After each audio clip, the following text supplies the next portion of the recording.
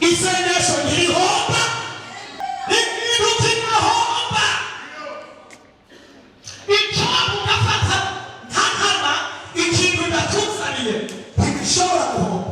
Ushobora kwifukamira hano nkatubisengesha, kwifukamira hano nkatubisengesha. Isengesho rikazana jiberi, isengesho rikamurara ataryamye, rigatuma arara ataryamye. Uriko urasenga amasengesho asanzwe. Hari igihe nasenze amasengesho imborerwa zisenga, hari igihe nasenze amasengesho abapfumu basenga. Kumbe n'abapfumu nabo barakorana na shetani bakongera bakajya mu nzu y'Imana, bakajya mu nzu y'Imana. Abasuma, abasamba, abarozi, abica, ibibarisha bose bari hano.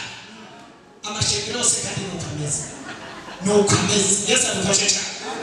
Nimuje mu moshamari musenge, kuko nimutengera imbere gato mu musenge, amoshamari ari imbere. Nagomba kubwira uteka imbere gato uraca mu moshamari. Hano hariho umuntu ari mu marira adasanzwe, kuko ntashobora kumara iminsi 3 yisonzeye.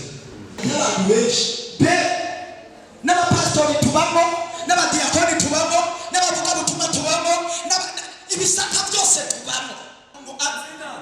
Hari umuntu abloka isengesho,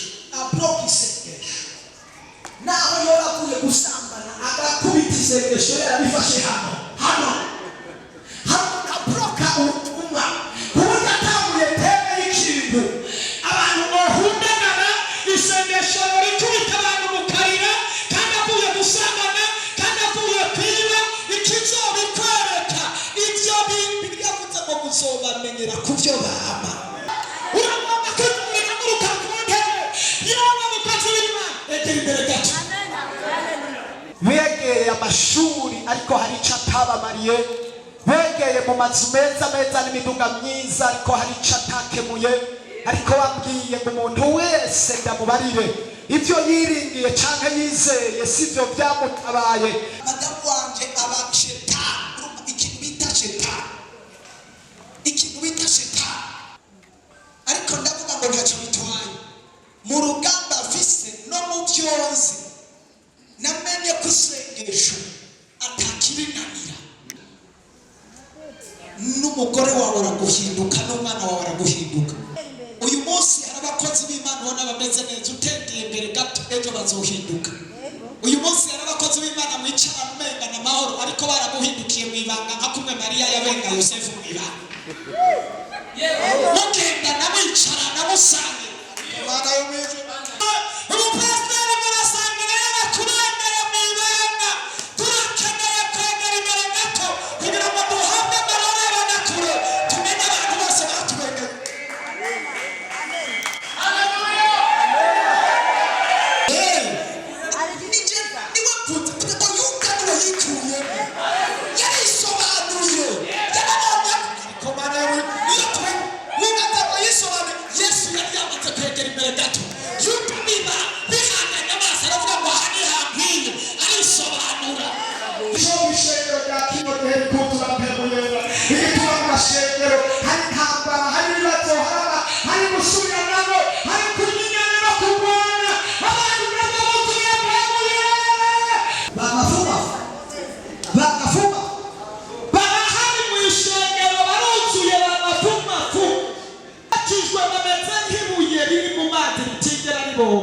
Abo ni ba mafumafu, nabo gusambura, nabo gutabagura, nabo konona, ba mafumafu.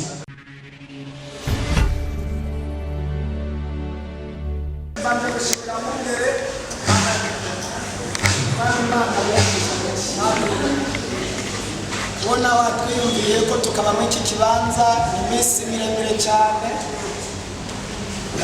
dukundanye cyane kandi n'inshuti yanjye rwose.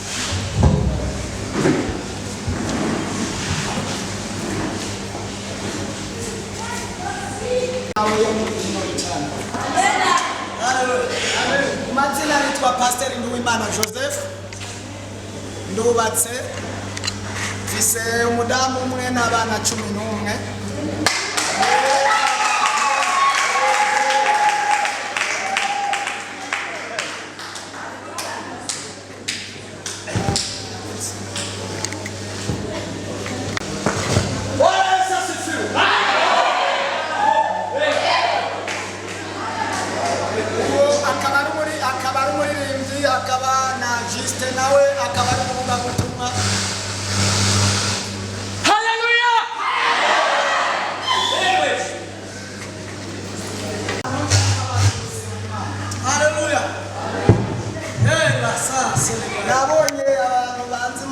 benshi nabonye n'umwe Isaac yari umwigishwa wanjye ubu yari umwigishwa wanjye nibyo nizera ko urugero yoba ageze karije na muforomye umujyanye n'ubwiza nije na murezi sinzi ko hari uwundi muntu hanze hano hari uwundi muntu hanze hano nawe unzihe Imana ishimwe nizera ko atawundi hano rero ndi umushyitsi nawe noneho muranzi ijambo tugiye gusangira muri aka kanya ni ijambo nahawe n'Imana ijambo nahawe n'Imana niye kuza narasenze Imana navuga ngo Mana nzovuga iki nzokora iki ntabwo nsoma Bibiliya umuntu yafashijwe n'amajambo ariko hari n'igihe bishika ijambo rikamfasha ariko hariho n'igihe Imana impa mesaje uyu munsi rero ijambo ngiye kukubwira ntabwo ari iryamfashije ahubwo ni mesaje yawe haleluya narivuze ngo ni mesaje yawe amen mwami Yesu ashimwe amen narivuze ngo ni mesaje yawe amen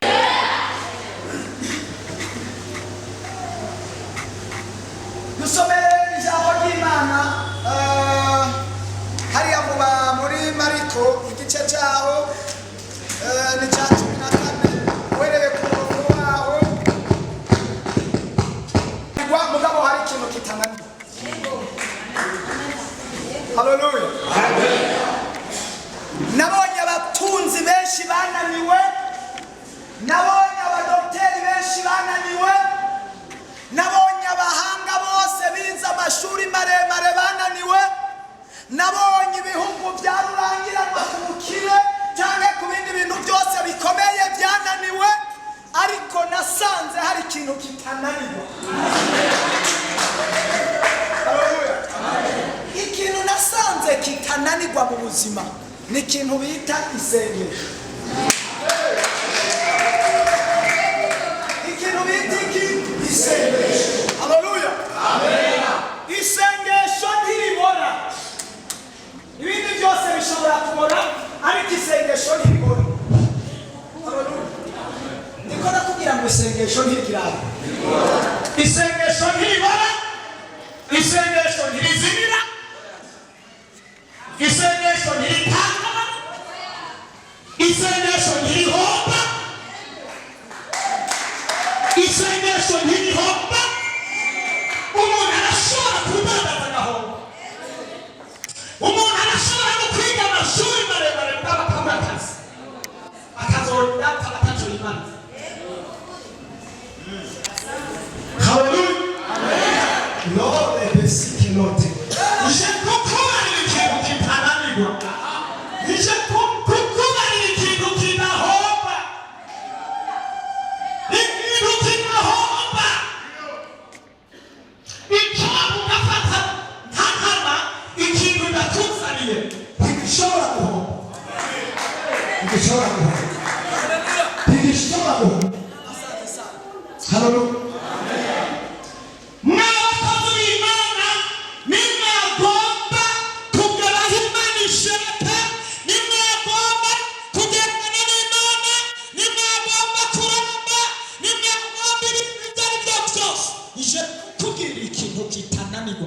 gishobora gushika ahantu hariho hose ni isengesho mvuze ngo gishobora gushika ahantu ahariho hose haleluya haleluya urashobora kugira amafaranga hakagira ahantu utoshika haleluya urashobora kugira amafaranga hakagira ahantu utoshika ariko ndakubaza gusengesho isengesho haleluya amen ishobora kwifukamira hano hatubisengesho kwifukamira hano hatubisengesho isengesho rikazana jiberi isengesho rikamurara ataryamye rigatuma ataryamye isengesho rikamubuza amahoro agasinzira rikanka vuga gusenga.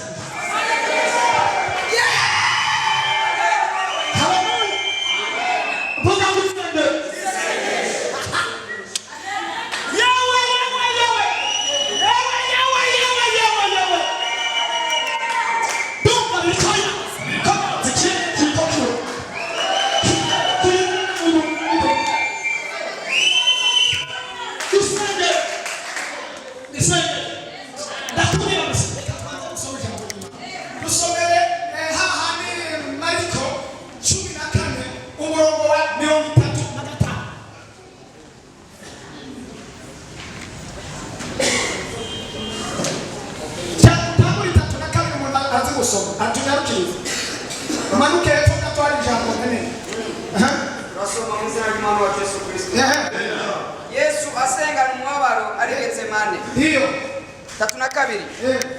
Maze bashika ahantu hitwa Getsemane. Abarira abigishwa biwe ati bamuricaye hano mbanze nje gusenga. Ajana Petero na Yakobo na Yohana. Atangura kumirwa no guhagarika umutima cyane. Arababwira ati umutima wanje uri nakabonge kagomba kunyica. Bamuragumye hano mube maso. Yunguruza imbere gatoya. Yubama hasi arasenga. Yubama hasi arasenga. Yunguruza imbere gatoya. Yubama hasi arasenga. Ngwico gikombe ngwico gihe kimurengane.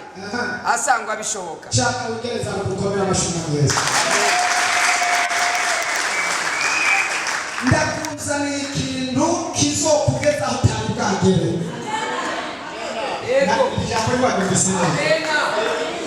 Ndakuzaniye ijambo rizotumuramba igihe kirekire ugapfa ari Imana ikwihamagariye utaje. Hageze gutaha gusa.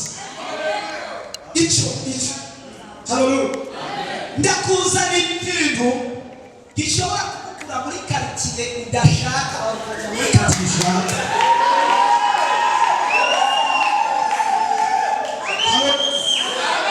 Haleluya. Ndakuzanira ikintu kizotuma n'isi yose apana gukorwa n'igihugu. Gukundwa n'isi yose. Kizotuma gukundwa n'isi. Haleluya. Mbere ukabumwami kazi kubera icyo kintu. Haleluya. Nta kindi nabonye mu buzima gishobora kukugira uko ushaka kikaba cyo gutembereza isi yose kikaba cyo kubakisha isi yose abami n'abaganza n'abahambaye bakakurondera bagera mu kindi gihugu bakakurondera aho bakakurondera.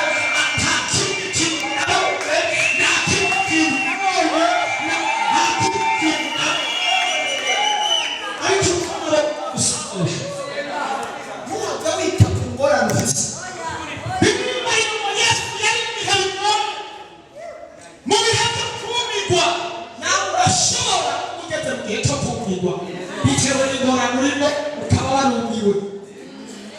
Bibiliya ngo Yesu yabageza ahantu ahagarika umutima. Sintekeraga ko nabo buri munsi udafise ibiguhagaritse umutima. Abandi ko hari abantu imitima yabyimbye kandi nta muntu n'umwe ashobora gushyira uwo mutima wawe kuri etabure atari iki kintu ari isengero. Haleluya.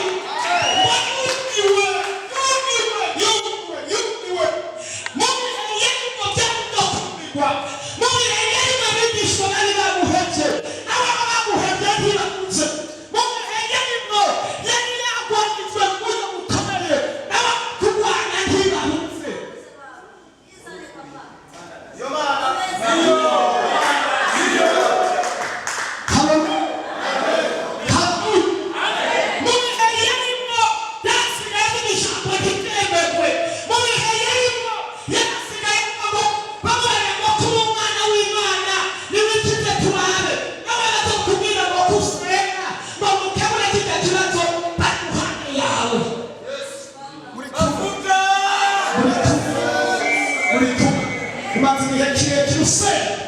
umaze igihe kirekire utera usubira ariko ugomba ndakubwira ikindi kintu uri bukorere. Yesu barabaraba Bibiliya yavuze ngo yegera imbere gato ava mu kibanza yari yegera imbere gato. Message yakuzaniye ni ivuga ngo egera imbere gato. Haleluya. Ngwagira muto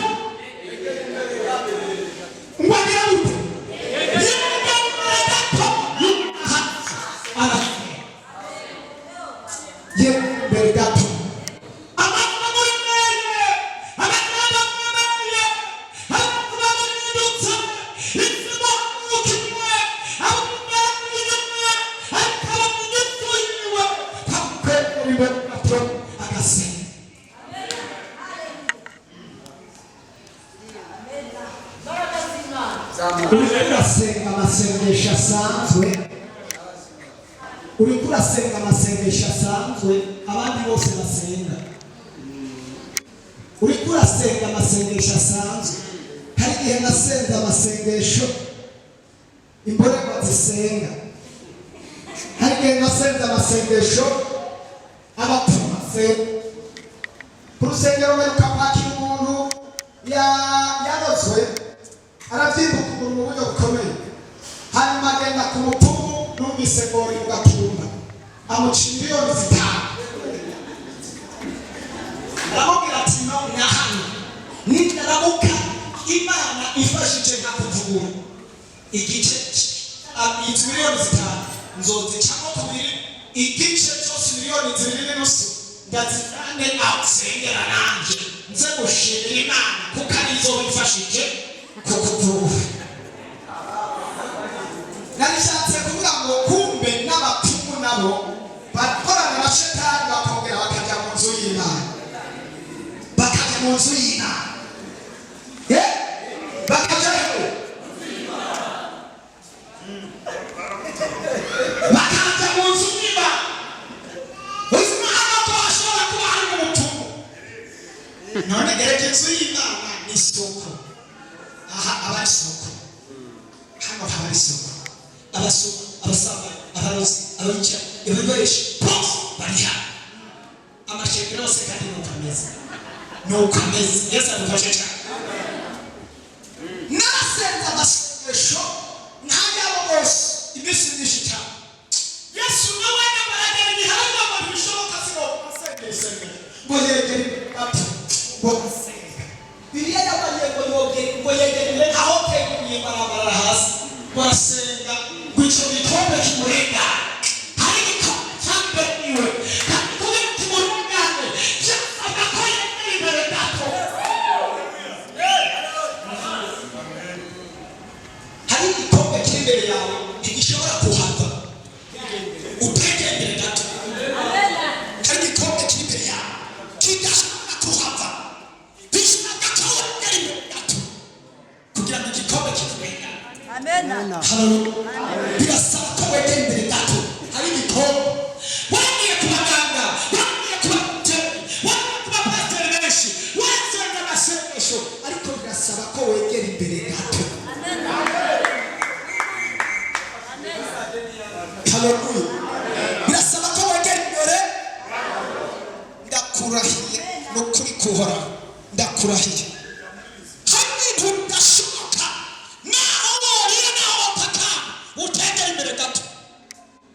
Kwegera imbere gato. Bibiliya yambariye gusomye hariya muri Luka igice cya 22:39 ngo Yesu ari kumwe n'abigisha ngo abo ntimujye mu mosha mabi musenge kuko nimutegera imbere gato musenge amosha mabi ari imbere. Nagomba ndakubwira utegera imbere gato uraja mu mosha mabi. Abatari bake bari mu mosha mabi kubera ikibategera imbere gato. Biramara ngo arasenga ngo arasenga icyuma kirabira yegera imbere gato aramara hasi aratabaza ijuru indugu tirabira niyashirabira yongera imbere gato bira kabiri arasenga aho teguye. Oh haleluya. Birimo ngo yegera imbere gato bira gatatu arasenga ageze ku icuma gatatu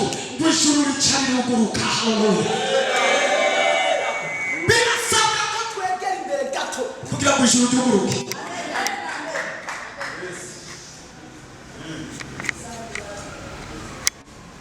Hano hariho umuntu ari mu marira adasanzwe kuko ntashobora kumara iminsi 3 yisonzesha.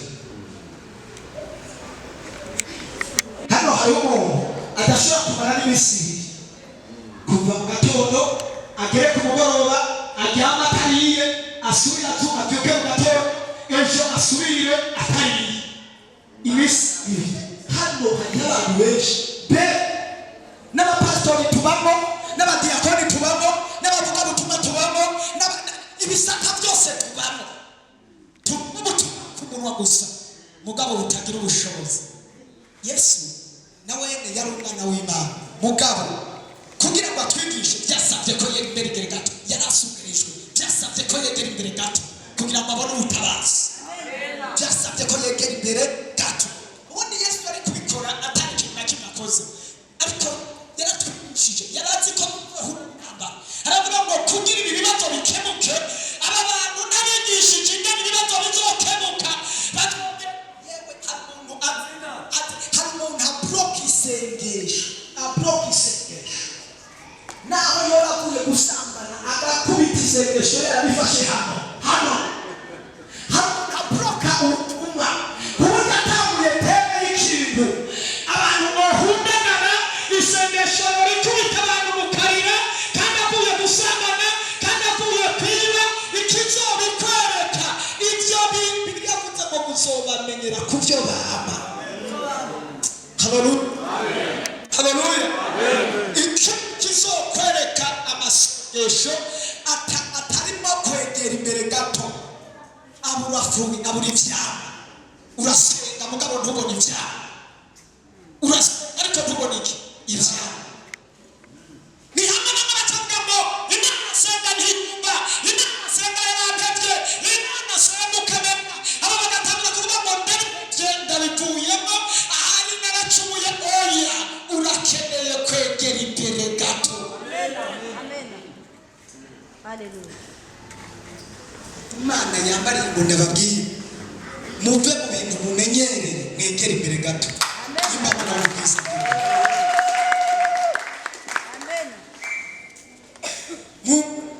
Imana yambwiye ngo ndabibwira ishenge.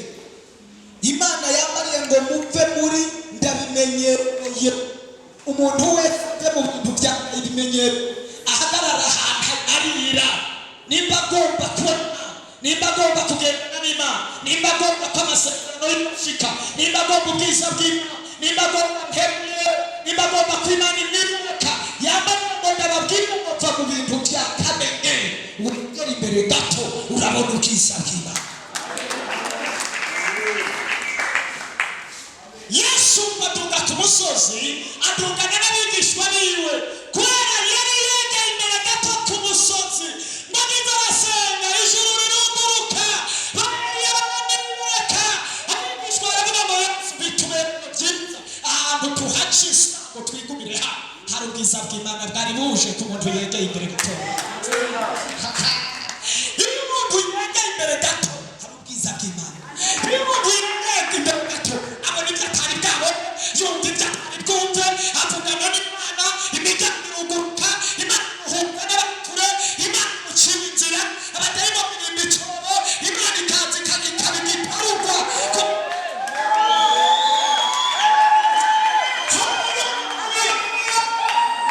Ndakubaza ngo amatangazo gakuzana va mu bimenyero imbere gato.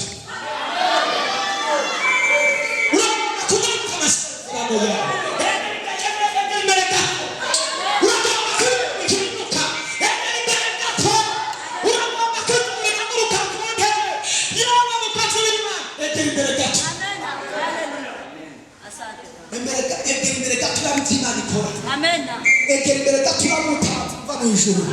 Egera imbere gato urabe ibyo Imana ikora kuri uyu mugoroba n'iyindwi.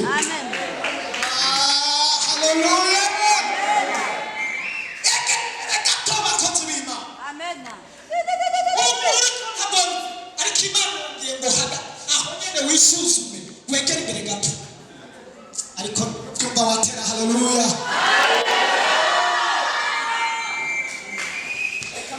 nzaniye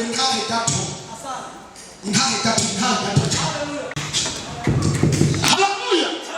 Nzaniye message. Wegere imbere gato. Wegere imbere gato. Wegere imbere gato. Haleluya. Nukuri kw'Imana yo mu ijuru. Nukuri kw'Imana yo mu ijuru. Ubundi kirazira kurahira. Ubukwiye kuvuga ngo nukuri birakwiye. Ariko sinze byinjira. Bivuga ngo nukuri kw'Imana yo mu ijuru. Kubera niyo yabivuze. Hari ibintu byumye ku buzima bwawe. Kandi ntawe uri kubyungurura. Naho hova abapasiteri amamiliyoni n'amamiliyoni. Ntibashobora kurambika ku biganza bimeze gute. Ati Imana yakunda urufunguzo rw'ufise. Wegera imbere. Imana yabwiye ngo urufunguzo ruri mu biganza byawe. Wegera imbere. Imana yabwiye ngo ndakubarire ngo wegere imbere. Amena.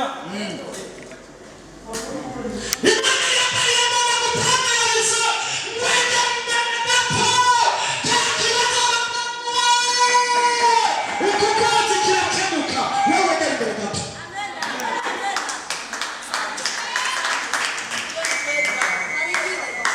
Reka ndahera.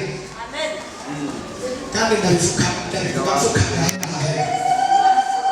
Mana niwe wavuze ngo ndabivuge. Kandi ijambo niwe warimpaye. Aba bantu baregeye mu bagenzi, begeranye n'abagenzi ntacyo babamariye, begeranye n'amafaranga ariko hariho icyo atakemuye, begeye amashuri ariko hari icyo atabamariye, begeye mu mazu meza n'imiduga myiza ariko hari icyo atakemuye. Ariko wabwiye ngo umuntu wese ndamubarire ibyo yiringiye cyangwa yizeye sivyo byamutabaye.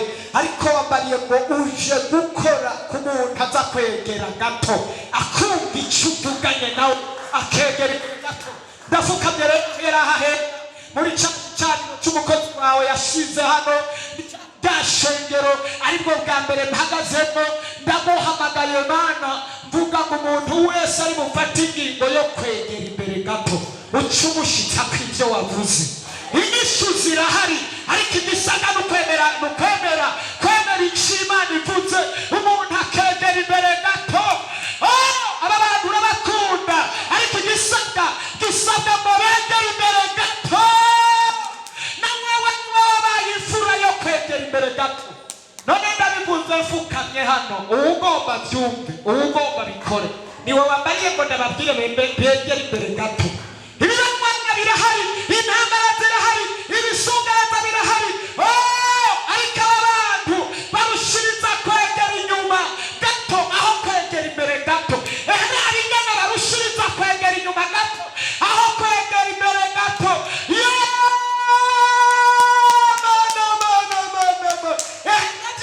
Barushiriza kwegera inyuma gato aho kwegera imbere gato.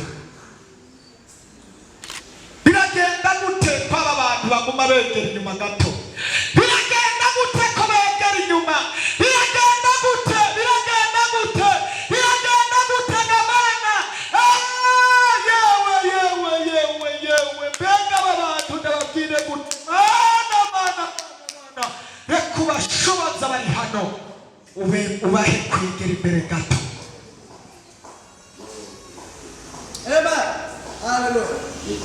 Mana ndakaravye imbere y'iri shengero nk'uko wabimbariye. Reka aba bantu begera imbere gato. Nabana Mana umaze kwegera gato iririmba ya mwijuru ricuruguruka. Haleluya. Ngo marayika caraza wari wacitse intege, wari wacitse wadendebukiwe, wari wananiwe ugeze ahantu uvuga mu mutima urabikunze bari ku mubiri uravyase. Ariko umaze kwegera imbere gato ijuru rica riruguruka, marayika caraza ngo ubimamazi gakeneye ko abantu begera imbere gato kugira baronke ingobozi z'Imana.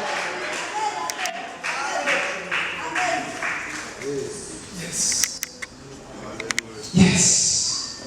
Aba bantu barakeneye ingobozi z'Imana. Aba bantu barakeneye ingobozi z'Imana. Aba bantu barakeneye ingobozi z'Imana. Ndabona bimwe babivuga ku muntu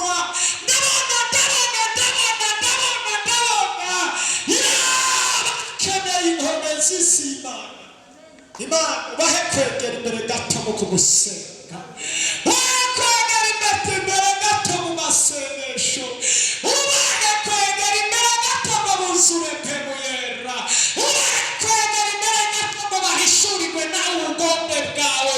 Uyu mugaragu umuntu wese ari hano ugomba kugirira neza, muha kwegera imbere gato.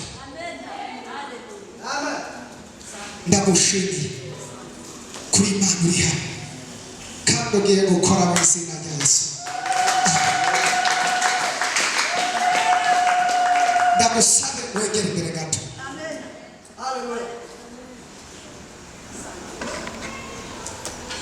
Hari abantu bari hano basenze amasengesho menshi mugabo byarananiranye. Ndakubwiye ngo egera imbere gato. Wahora ugira umunsi umwe, shira ku minsi ibiri.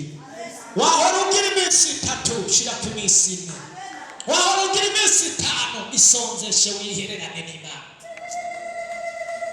Haleluya. Urabye mu mateka y'abantu begera imbere gato, ibyapfuye byaba bizima kubera begera imbere gato.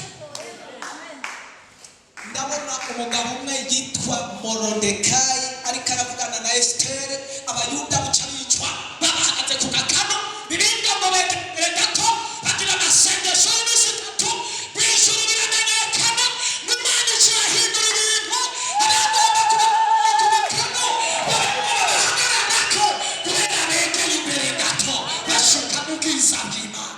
Imana ikihindura amateka y'ubuzima.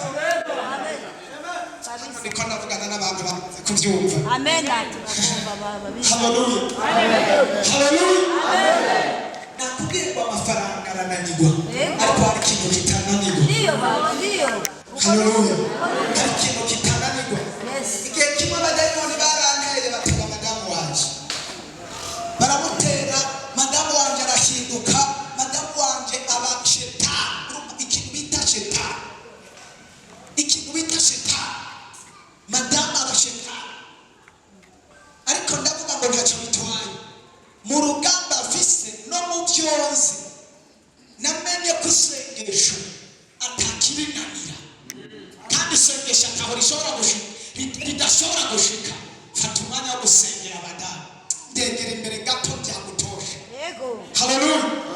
Ndavuga ngo ubu ngomba senga amasengesho yose abaho, amasengesho yose abaho. Nimba ari ukwicara nzoguca nzosenga, nimba ari ukuryama nzosenga, nimba ari ugufukama nzosenga, nimba ari ukurira ku giti nzosenga, nimba ari mu mwobo nzosenga. Ndavuga ngo nzokwegera imbere kugeza madamu wanje ndamukuye mu maboko y'abadayimoni. Hari ibintu byaje birakuboha, mugabo wangu muvuga ngo nta kundi, oya ukundi kurahari, ukundi guhari, ukwegera imbere gato ugahamagara Imana. Ukundi kurahari, ukundi kurahari. Abakuvuga ngo nta kundi, ngo nakararanye, ngo byari n'ibyarasoya, ukundi kurahari. Birakeneye ko wegera imbere gato ugahamagara ijuru, ijuru rigakora. Haleluya.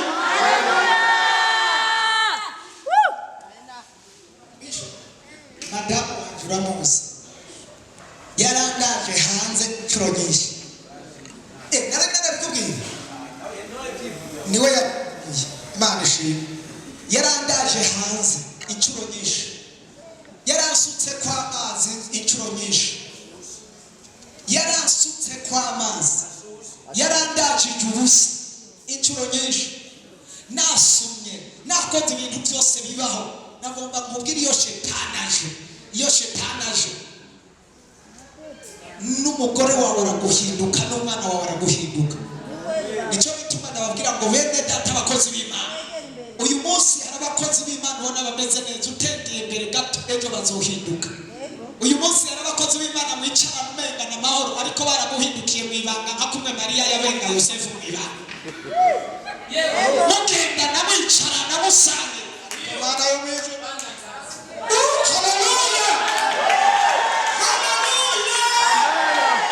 Umukobwa muragenda nawe kubanza, umugore muragenda nawe kubanza, umupasiteri murasanga nawe kubangara mu ibanga. Turakeneye kwegera imbere gato kugira ngo duhabwe amarore y'abanyakure.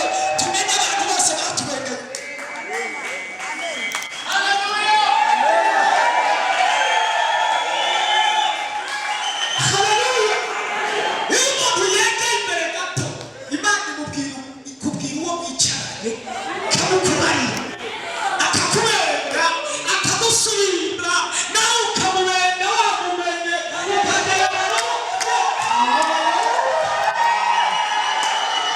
haleluya turakene cyane twarongoza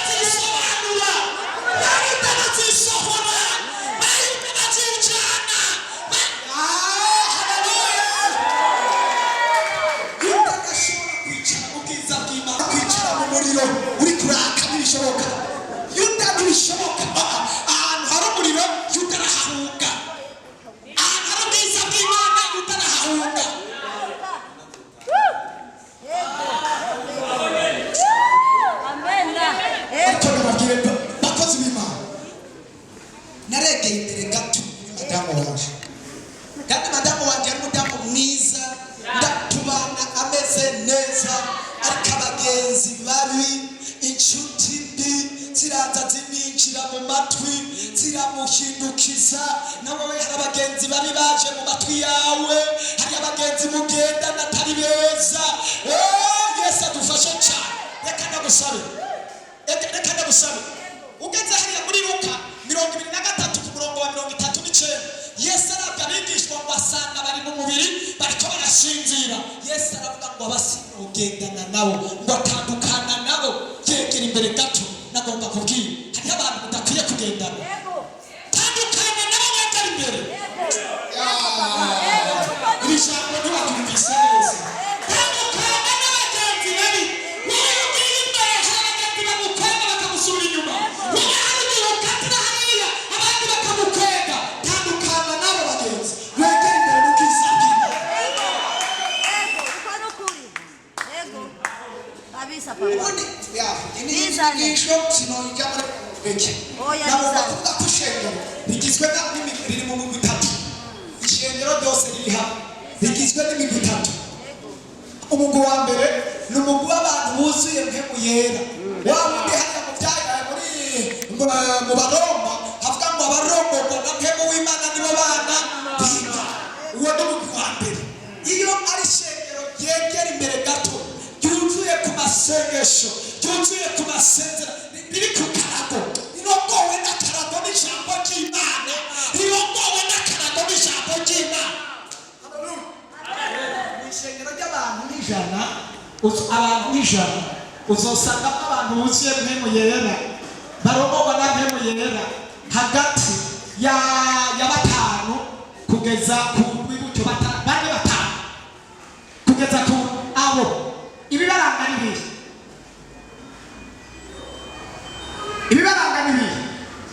mvuze ngo mu ishengero ry'abantu barongorwa n'ijambo kandi buzuye barongorwa n'akarago uzosanga y'abantu hagati ya bane batanu batandatu kundwi mu ishengero ry'abantu abantu barongorwa n'ibyageze cyangwa n'urutonde cyangwa n'amadogitrine uzosanga ari umuntu umwe cyangwa babiri nawe yishakishiriza yironderera wenyine yironderera akegera imbere akishakiriza agashakashaka ubwiza bw'Imana atari mwungere amurungitse kuko namwungere w'iryo shengero ry'urutonde rumeze gutyo namwungere ntiyegera imbere igihe ategera imbere rero ngiyo kwegeza abandi imbere uwo aca yishakiriza uwo aca yironderera. Yesu adufashe cyane. Iyo wironderera rero uzosanga abantu babiri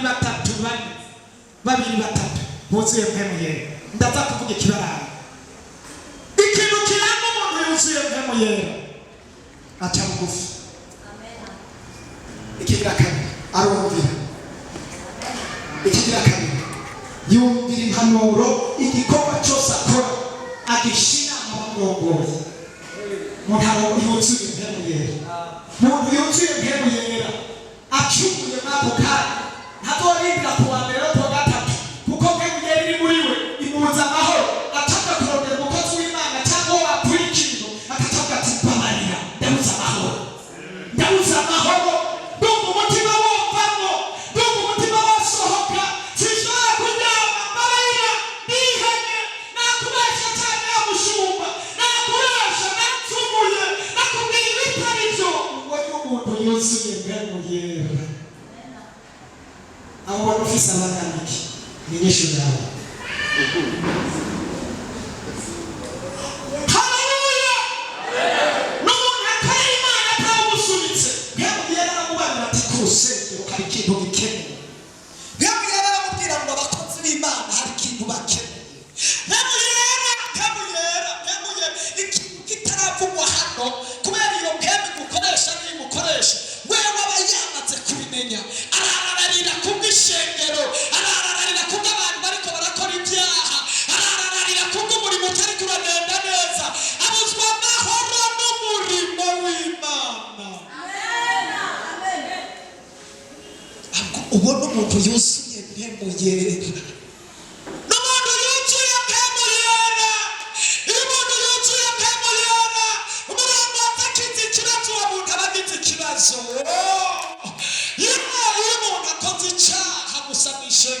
Umuntu yuzuye kwemurera yuzura amarira arababazwa nuko umuntu akoze ibyaha. Iyo umuntu asubiye inyuma umuntu yuzuye kwemurera ararira kuko yibuka ko Yesu yaje kubw'uyo muntu. Umuntu yuzuye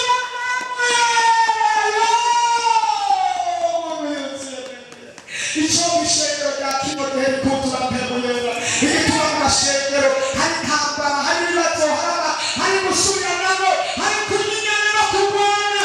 Abantu nabo buzuye mpemu yera. Mpemu yera yaragiye. Nicyo gituma hari intambara. Ahantu hari mpemu yera nta bantu bo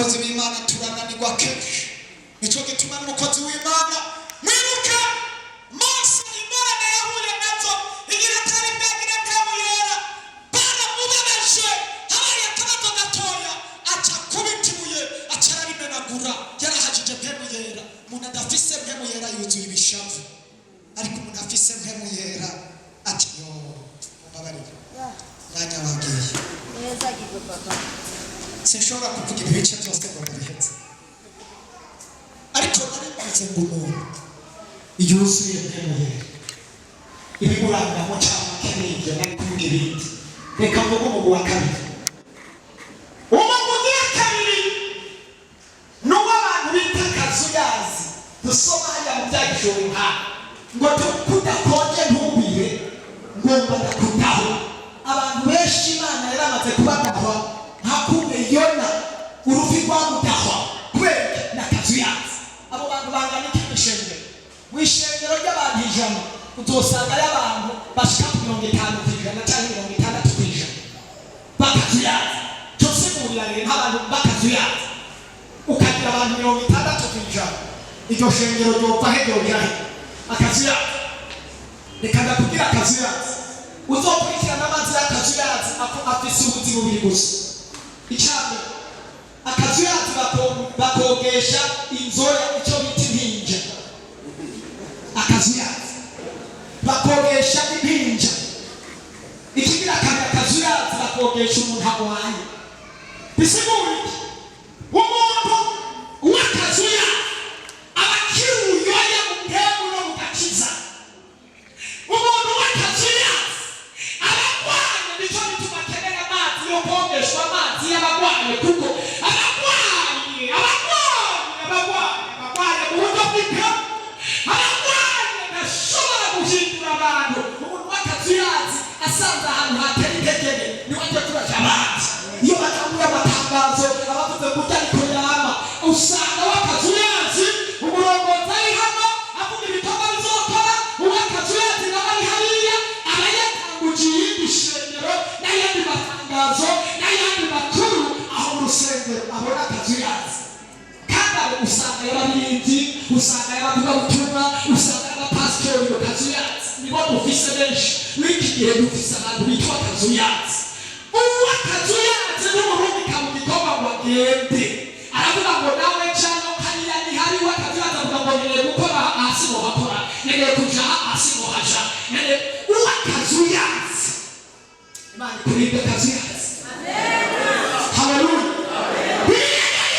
kudakonje kandi ntubire ugomba nakudaho yandi majambo abo bantu bakazuyazi Imana isabiye abadashwe kandi abo bantu tuja mu ijuru nitombora kweki n'akazuyazi umuntu w'akazuyazi naho wokwigisha utavuze ngo waba wasambanye akacabona ko umutumbirije ku rutoki ntiyopa yiha uw'akazuyazi mpagaze hano waba wasambanye akazuyazi kari hano avuga ati uwo si jewe aho gacavuga ngo babwire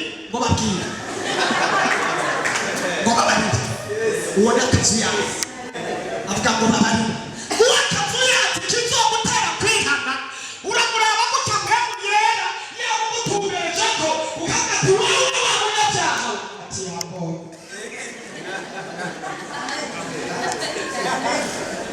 ajya kwihana kuko babigera wambonye kandi icyo cyaha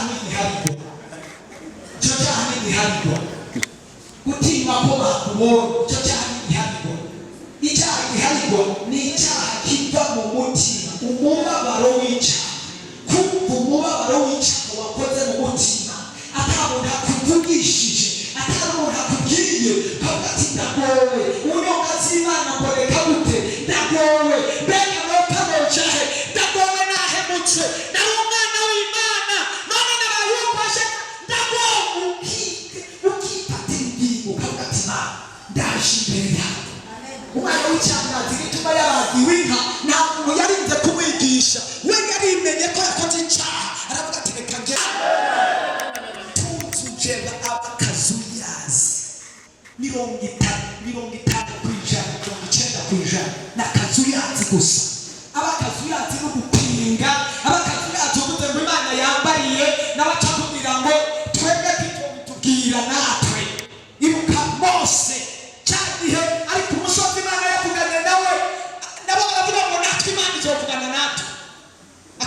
amazi karapinga akazuyazi n'akazuya reka bapinge kuko bafise ingorane yo kuyiki n'abagwayi abandi n'inzoya abandi baragwaye iyo umuntu agwaye agira umushiha iyo umuntu uza muraba abantu barembye cyane cyane ugiye mu bitaro ugasanga umuntu arembye cyane agwaye sida atigeze amenya Imana atigeze akizwa uragenda hari ugasanga ishuka ntuyibone ku gitanda ukamenga wohicara ugahapa no kumwicarako ukazaba ujuri kugira ngo tugicareka agashabura ukamenya yo gutabura kweki muri we arabona ko yarembeye yamerewe neza nawe ariko abantu bakijijwe si uko bameze abona abantu batigeze bakizwa umuntu akijijwe aramenya ngo naho noba ngwaye nk'uyu mubiri wanje imishishamu ya Yesu ikiza indwara izo arizo zose niko ndavuga akazuyazi abantu bagora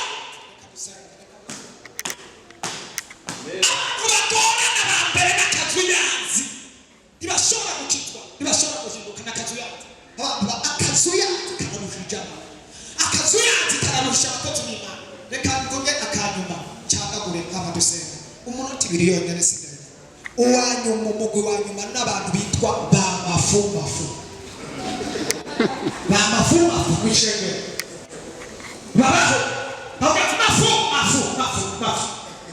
wani yabati mafu ndabinda abo no kuvuga byinshi kuri bo ba mafumafu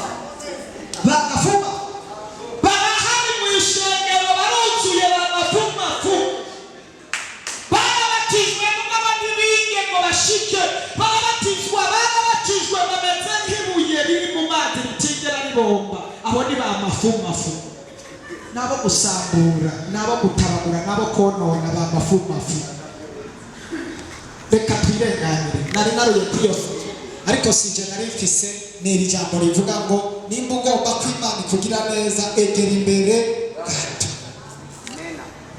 reka turangize intare sinashoboye kwirangiza ya madamu wanje kuko ifata umwanya munini naciye nzana ibyo numvise nkawe yarambwira ko iyo migwi ntawuzi gituma ndayivuze hari gihe nawe we hari Imana ishoboye kugufasha kuwo mugwi washoboye kwiraba muri iyo migwi itatu wimenye aho uri reka turangize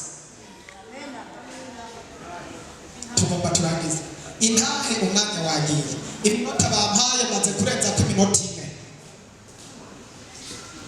kubw'ibyo rero sinshobora gukora icyo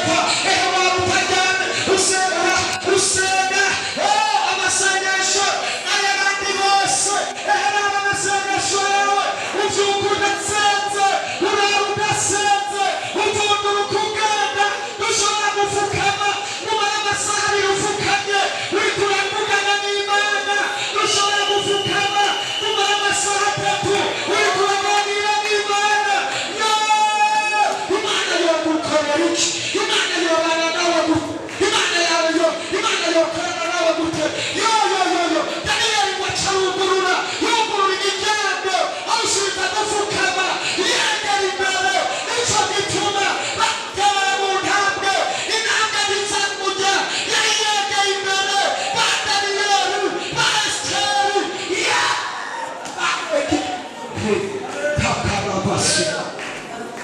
abantu ndabasengeye ngaba ni wowe mvuga ijambo ryawe ubabwira ngo wegere imbere mu masengesho ubutabaye iminota 30 none hagira isaha ubasukana amasaha abiri hagira amasaha 3 ubutisondesha iminsi ibiri yisondesha iminsi 3 abantu ndabasengeye ngaba baraciye bugufi abantu baraciye bugufi abungana baraciye bugufi ishengero baraciye bugufi abaririmbyi baraciye bugufi ubwoko bw'Imana bugufi datahuye ibonye ukatega imbere nicyo bituma kamere arizo ziragana nicyo bituma abadayimoni baza bararondera bagatega imbere Yesu bakwegera imbere ndabasengera imbabazi zawe zibane nawe ndabasengera amaraso yawe abonekeko ndabasengera nabi subira wegeze imbere Mana subira wegeze imbere bashure subira wegeze imbere bacomeke mu masengesho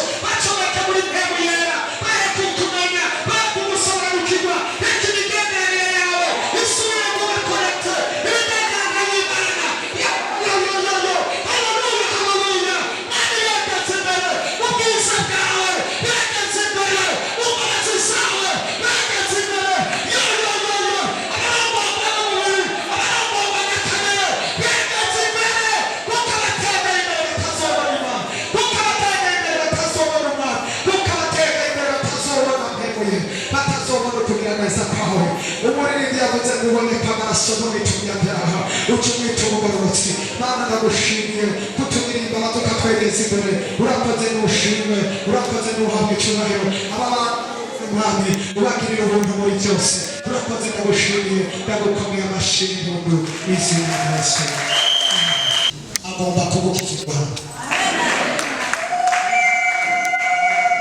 narakoze ngo amavuta y'iminsi 99 amaze mubwiwe bakwe cyane kubona umunsi ngiye kurangiza amasengesho ariwo munsi nje kurangiriza hano n'ubuntu bw'Imana bubane nawe icyakabiri n'iki gisagara no w'iki gihugu ntari kwishengero ndakwicamo kuva n'ibi bihe byose n'ishengero ntanguriye ko kugira ubuntu n'Imana nicyo gituma ndakuraga ngo Imana yanjye ndayizeye mfise confidence nayo icyo ndi buvuge mwaka kaza kirahita ku buzima bwawe kubera maze igihe negera imbere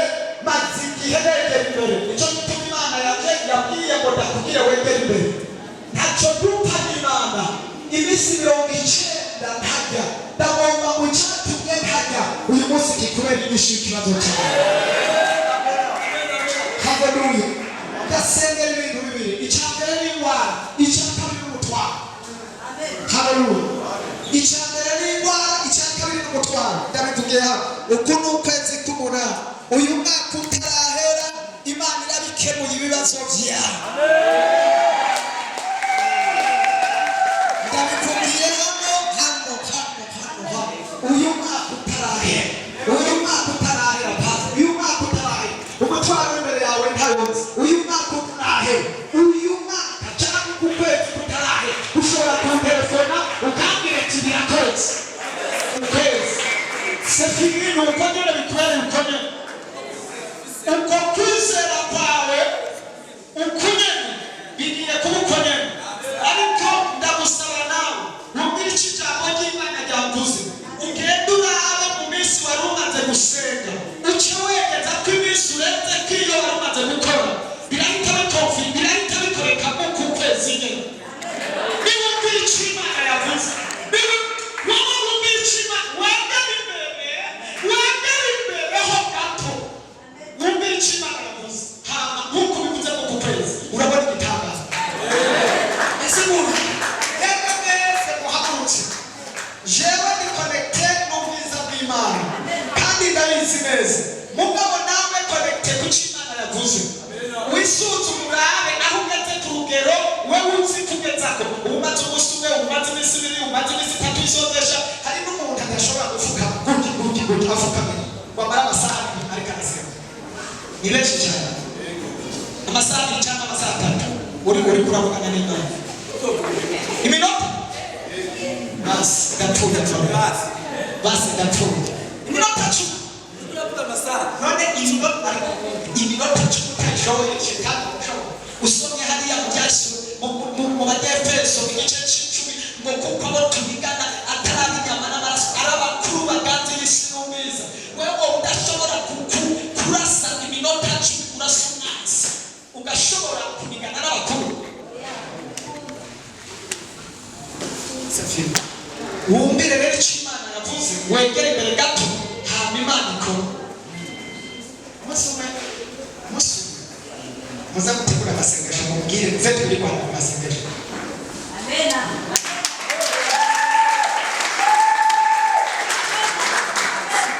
turi mu masengesho hano kwaka tuzovuga nzera turi mu masengesho ariko nzosenga Imana we ariko ndanyoye ariko tuzosengana Mana umva ibintu bibiri muzomunda cyane muhitegura mu masengesho tuzogira muzomunda bimuzomunda cyane muhitegura cyo muzohitamo kizobico katika jewe zobana gusenga muzomunda cyane ndafashijwe n'ukuri kose haleluya ariko Imana izofasha gusenga namwe dufukame guhabagare data dufukame dufukame guhabagare data ariko Mana yewe uwo musi yewe ndabirebe mu tubwire kuwa kane tubwire umusinze tubwire amasaha twirirwa dusenge Imana data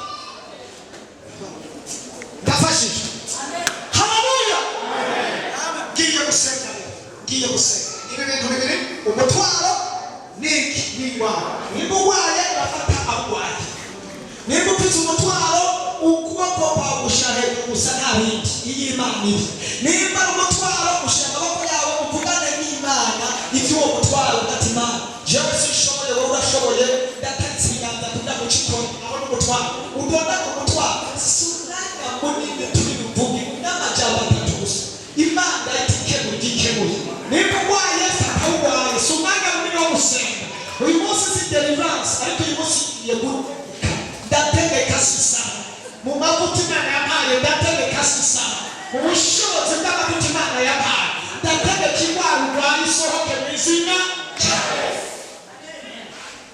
Mana data wa twese mu ijuru mu bushobozi bw'Imana nkorera mu bushobozi bw'irampamagaye uyu muntu arwaye ndategeka uyu musonga ndategeka iyi diyabete ndategeka iyi sida ndategeka iyi hypertension ndategeka kumeneka umutwe ndategeka amavide turi mu bwongo ndategeka umuribwe ndategeka kwiruka k'umutima ndategeka iki kibyimba cyo mu nda ndabitegeka iki kibyimba ndategeka abataja mu migenzo abataja mu mihango ndategeka imisonga y'amabere uyu mutima wiruka ndategeka uburibwe bwo mu nda abariye amasumu abatavyarana ndategeka umurwayi aho uva hose w'izina rya Yesu Imana ndategeka amazina y'abasha abantu ndategeka izabo ndategeka mu izina rya Yesu ndategeka sisaba ndategeza ndamurizamo wandana we ndazigufise ubwo ndazikumva ndategeka rimwe kabiri gatatu kane gatanu gatandatu ndakwiruka mu izina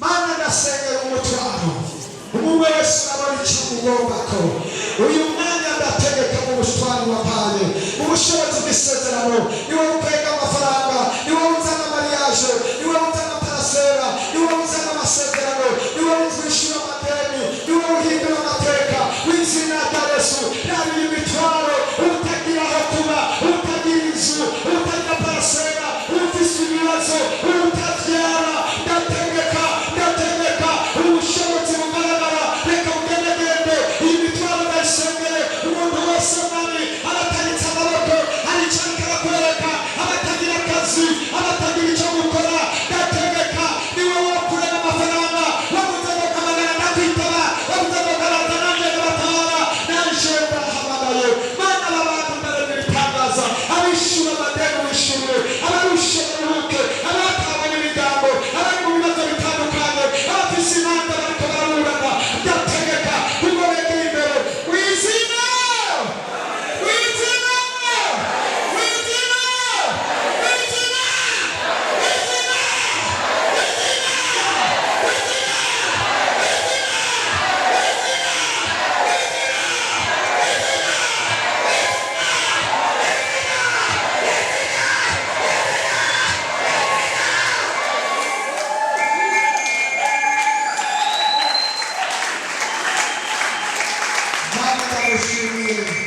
kubw'iryo zina rye ry'igitangaza ndagushimiye kubw'iryo zina rihindura amateka y'ubuzima ryazuye Lazaro ndagushimiye kubyo ukoze byo gukomera amashimwe mu izina rya Yesu.